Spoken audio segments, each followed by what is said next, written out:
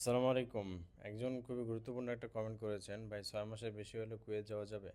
জি ভাইজান, আপনি জানেন যে গত ১৮-১৯ তারিখ মেবি বাংলাদেশ কুয়েত অবস্থিত বাংলাদেশ এম্বাসি থেকে কিন্তু একটা বিশেষ বিজ্ঞপ্তি আসে যে যারা ২৮শে ফেব্রুয়ারির পরে থেকে যাদের ৬ মাসের ঊর্ধ্বে হয়ে গিয়েছে, কুয়েতের বাইরে আউটসাইড অফ কুয়েত আছেন আপনি, তাহলে সেই ক্ষেত্রে আপনি ঢুকতে পারবেন কুয়েতে। সেই ক্ষেত্রে আপনাকে একটা লিভ পারমিট নিয়ে আপনার কুয়েতে ঢুকতে হবে। সো লিভ পারমিটটা আপনি কীভাবে নেবেন? আপনি সেটা কুয়েতে অবস্থিত বাংলাদেশ এম্বাসির সাথে যোগাযোগ করেন। যোগাযোগ করে লিভ পারমিট তাদের মাধ্যমে নিয়ে আপনি কুয়েতে প্রবেশ করেন।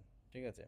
সো আপনি যেতে পারবেন যদি আপনার ২৮শে ফেব্রুয়ারির পরে যদি আপনার ৬ মাস হয়ে থাকে তাহলে সেই ক্ষেত্রে আপনি অনায়াসে যেতে পারবেন। আর ২৮ ফেব্রুয়ারির আগে যদি আপনার ৬ মাস হয়ে থাকে তাহলে সেই ক্ষেত্রে আপনি এই আইনের আওতায় বা এদের আওতায় আপনি আসবেন না।